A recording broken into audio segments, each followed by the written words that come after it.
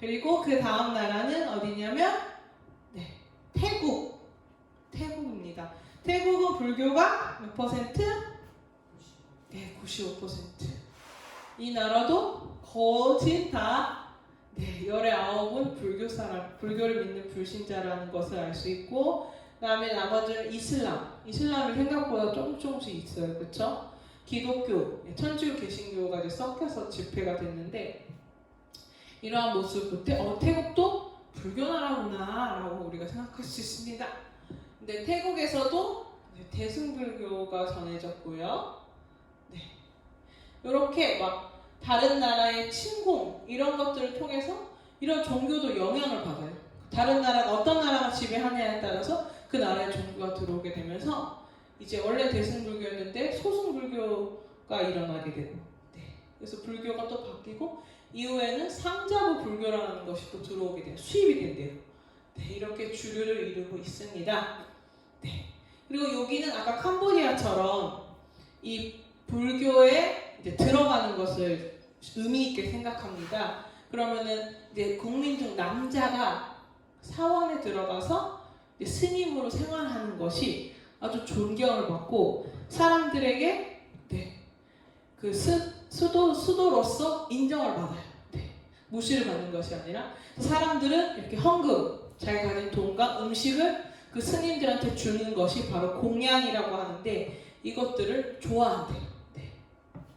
하지만 이제 현재 태국은 어때요? 민주주의 국가예요. 그렇기 때문에 종교의 자유가 있어서 여러 이슬람, 아까 기독교, 카톨릭도 있지만 여전히 불교가 국교인 나라라는 것을 알 수 있습니다. 그래서 아까 상자부 불교가 있었다고 했는데 이 불교를 믿는 분들은 아주 엄격한 규칙과 규율을 따르신대요. 그러니까 조금 더 세상적이지 않으면서 더 수행을 열심히 하는 그런 불교의 양태를 갖고 있는 것 같습니다. 그래서 태국에서 가르치는 이 불교가 엄격하기 때문에 나쁜 짓 하면 안 돼요. 왜? 너 죽으면이 아니고 또 무언가로 태어나고 윤회한다고 했죠. 그렇기 때문에 착하게 살아요. 좋은 일 많이 해요. 남을 많이 도와주고 스님도 도와주고 이렇게 하기 때문에 이 선한 행위가 장려돼요. 그래서 이게 도덕적 규범을 지키도록 하는 어떤 선기능도 있는 것을 알 수 있고, 또 여기 보면은 이제 어머니, 여자는 출가할 수 없대요. 여자는. 그렇기 때문에 아들이 엄마를 대신해서 또 어머니 은혜에 보답하기 위해서 이렇게 출가를 하는 정도로 승려가 되는 것에 있어서 아주 자부심을 느끼는 나라다라고 아실 수 있어요. 그러면 몇만 명, 4만 개의 사원과 29만 명의 승려, 사원, 가정, 사무실, 상장회까지 다 불상이 있어서 집마다 향을 피운다든지 이런 식으로 불교의 문화가 아주 깊숙하다는 것. 그래서 함부로 그 불상에 대해서, 우상에 대해서 모독하는 것이 금지되어 있다고 합니다. 아까 말씀드린 것처럼 민주주의다 보니까 종교가 자유롭긴 하지만 여기 보면은 약간은 이제 나라 정책적으로 반대하는 것들을 볼 수 있습니다. 그리고 1921년에 불교를 이제 기초 교육 필수 과목으로 지정할 정도로 불교에 대한 종교심이 강하다는 것을 알 수 있어요. 여기까지 조금 기억해 볼 수 있어요. 네팔은 어떻게 했어요? 힌두교의 나라였죠? 그 불교가 한 11% 정도였고, 그 다음 어디 나라였죠? 캄보디아였네요. 캄보디아가 거의 98%의 불교의 나라였고, 또 태국이 95%의 불교의 나라였고, 맞나요? 빠진 나라 없나요? 네, 맞습니다. 잘 기억하고 계세요. 이제는 마지막 나라에 대해서 얘기할 거예요. 베트남은 불교가 많지는 않아요. 그렇지만 조금은 있기 때문에 살짝 이야기할 거고, 불교가 한 7.9%, 그러니까 8% 정도고, 가톨릭이 6.6%, 그리고 까오다이교라는 교가 있대요. 나중에 한번 베트남에서 조금 더 다룰 때 이 종교에 대해서도 또 이야기를 해볼게요.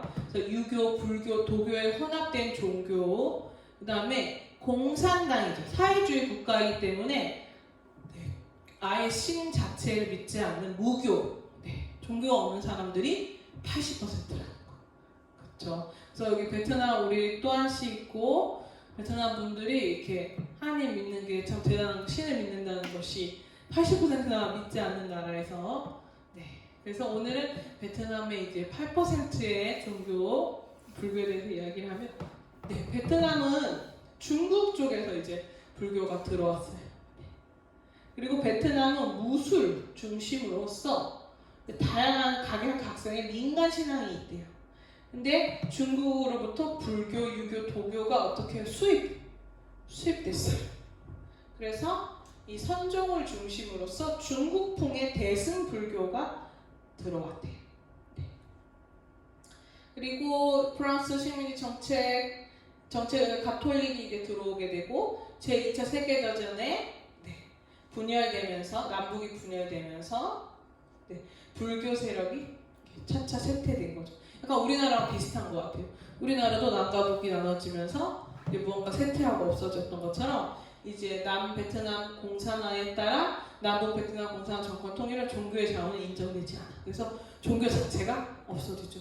우리 지금 노스코리아, 북한도 마찬가지죠. 종교에 대한 자유가 없죠. 이런 것처럼 베트남도 공산권이 되면서 종교가 많이 없어지고 불교도 많이 축소되어 있다라고 여기까지 이제 이해하시면 좋을 것 같아요. 이제 나라별로 불교가 이렇게 들어왔고 또 이러한 모습으로 있다라고 여러분들이 기본적으로 아시면 더 좋을 것 같아요. 왜냐하면 우리가 열방을 섬기고 있기 때문에 누군가 그 나라에 대해서 물어보고 또 이야기를 했을 때 또 그 나라에 있는 분들과 우리가 소통할 때 그 나라의 문화를 아는 것이 중요하기 때문에 조금은 이러한 내용을 이제 다뤘습니다. 그럼 오늘 이제 마지막으로 중요한 내용 이제 포인트만 할 거예요. 기독교와 불교 이게 가장 중요합니다. 우리가 불교에 대해서 계속 제가 무슨 승려, 대승불교 이렇게 얘기한 것은 바로 이 기독교를 이야기하기 위함이죠. 이 기독교는 어떤 종교냐면 바로 신의 종교예요. 근데 불교는 바로 석가모니라는 한 사람에 의한 종교라는 거죠. 그리고 이 성경은 사람의 말이 아니라 신의 말, 하나님의 말이지만 불교에서 그 4,000권이나 쓰였던 그 내용들은 어떤 사람의 깨달은 지식이 적혀 있다는 거죠. 그리고 원래 불교라는 것 자체는 처음에는 무신론 종교로서 신이 없었습니다. 그리고 신이 없으니까 믿을 대상이 없고 석가모니는 그냥 한 사람, 존경받는 사람이었고 그 사람을 깨달은 사람들이 좋아했던 것 뿐이에요. 하지만 우리 기독교에는 어떻게 해요? 예수 그리스도가 신으로서 여기 보면 신이자 사람이셨죠. 완전히 죽으셨지만 하지만 그분은 신이셨던 원래 신이셨기 때문에 신으로서 이 땅에 존재하신 분이라는 거예요. 그리고 이 석가모니, 불교를 만든 석가모니가 자기를 구원자라고 한 적이 없어요. 여기 보면 구원자라고 주장하거나 신이라고 언급한 적이 없어요. 그리고 이 공자, 맹자, 소크라테스라는 3대의 유명한 사람들이 얘기하죠. 근데 이러한 지식 철학자들보다 좀 더 진화되었다. 그러니까 역사의 영향을 받으면서 더 발전됐다는 것 뿐이지 원래 그 석가모니가 전했던 그 불교와 지금은 많이 다른 양상을 보이고 있대요. 그래서 불상에게 절을 하거나 복을 빌거나 석가모니를 신처럼 경배하는 것은 변질된 거라는 거죠. 원래 불교라는 그 학문, 체제일 뿐이었는데 이것이 하나의 종교로서 사람들이 따르고 예배하고 숭배하게 됐다는 거예요. 이것이 엄청난 차이점이에요. 불교란 것은 비하하려는 것이 아니라 불교가 원래 그렇게 시작되어 있고 그렇다는 것. 그래서 여러분들도 누가 불교가 뭐예요? 물어본다면 이렇게 이야기하실 수 있어야 돼요. 그리고 이 불교에서는 어때요? 죄에 대해서 이야기하는 걸 좋아하지 않아요. 보면 죄에 대한 개념이 별로 없고 비중을 주지 않아요. 그렇기 때문에 죄의식, 죄책감 이런 데 개념이 없습니다. 그리고 어떻게 죄를 해결하나요? 라고 하는 이 속죄에 있어서도 그 방법이 나와 있지 않습니다. 그리고 석가모니는 뭐래요? 너 스스로 네 자신을 스스로 깨달아서 구원해라. 나는 모른다. 이렇게 석가모니는 말했다는 거예요. 하지만 우리 기독교에서는 누구예요? 중재자 예수 그리스도를 통해서 우리의 죄가 사함받는 것이 구원을 받는다는 중요한 사실을 이야기하고 있어요. 그래서 이렇게 표로 보시면 우리 기독교에서 예수 그리스도가 중재가 되시면 그 사랑을 우리에게 보여주셨다는 것. 이 유일신의 종교라는 것. 하지만 불교는 다르다는 것. 인간 스스로가 자신의 죄를 버려야 되고 내적으로 스스로 해내야 된다. 다 에고에 대해서 이야기하는 이 인간의 종교라는 사실을 여러분들이 기억하셔야 돼요. 네, 이제 마무리가 되나요? 네. 그렇다면 또 어떤 차이가 있냐? 네. 우리 기독교는 아까 말씀드린 것처럼 신을 믿는 것. 천국과 지옥이 분명하다는 것. 근데 불교는 여기에 대해서 명확하게 말하지 못하고 있습니다. 그렇죠? 자기들의 말하는 열반이라든지 이런 부분들이 있지만 기독교가 말하는 것과 다르고 또 시작과 끝. 그 시점이 불분명하다는 것. 그냥 석가가 죽고 그 이야기들이 남아있다는 것뿐이죠. 네. 그리고 이 기독교는 예언과 성취의 종교라는 것. 그 약속들이 이루어지는 종교이며 똑같은 점은 모두가 각자 삶에서 어떻게 살아가야 되는지에 대해서 가이드라인을 방법들을 가르쳐주고 있다는 거죠. 방금 앞에서 말씀드린 것처럼 이제 기독교는 창조부터 우리의 종말까지를 이 바이블에서 성경에서 이야기해주고 있지만 석가모니 탄생과 함께 그냥 불교로서 존재하지만 거기에 대한 결과에 대해서 말해주지 않다는 사실입니다. 똑같이 유대한다는 것. 하지만 기독교는 부활하며 영원한 생명 또 혹은 지옥에 가게 돼서 영원한 죽음에 이르게 된다는 그 사상의 차이 또 신앙의 차이를 보이고 있습니다. 그리고 마지막으로 가장 중요한 것이 바로 이 우상에 대해서 기독교에서는 신을 눈에 보이는 이러한 형상으로 만들지 말라고 말씀하시죠. 네. 하지만 불교에서는 금, 골드로 화려한 불상이라든지 예배할 수 있는 것들을 계속해서 만들고 있어요. 하나님께서 말씀하십니다. 나의 형상, 이 신을 너희가 그 형상에 비할 수 없다.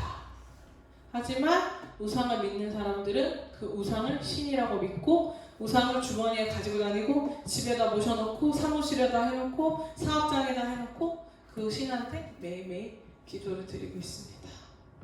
여러분들은 어떻습니까? 여러분들이 혹시 지금도 불교를 믿고 계신가요? 아니면 불교에 대해서 어떻게 생각하십니까? 불교를 기독교에 비교해 본다면 너무나도 다른 점들이 많이 있어요. 그리고 하나님께서 분명히 말씀하신 것들은 바로 우상을 섬기면 안 된다는 것. 헛된 것을 믿지 말라고 말씀하셨어요. 네, 오늘은 여기까지만 이야기를 하고 다음 주에 이어서 이제 우상에 관해서 더 말씀을 나누도록 하겠습니다. 그래서 정리를 해본다면 이제 각 나라별의 이제 불교 국가가 어떻게 되어 있는지 오늘 말씀을 나눴고 또 이 불교가 어떻게 존재하고 또 어떠한 것들을 갖고 있는지 기독교랑 비교해서 보았어요. 그래서 여러분들도 자신이 지금까지 살아온 나라의 문화의 종교였다면 한번 기독교랑 비교해보세요. 그리고 고민해보시고 무엇이 여러분을 진정 구원해줄 수 있고 여러분의 죄를 해결해줄 수 있는지를 생각해보시고 받아들이고 또 그 믿음이 여러분들의 가족과 친구들과 친척들과 여러분의 민족까지 전해질 수 있기를 소망하는 마음을 담아 이제 말씀을 마치도록 하겠습니다.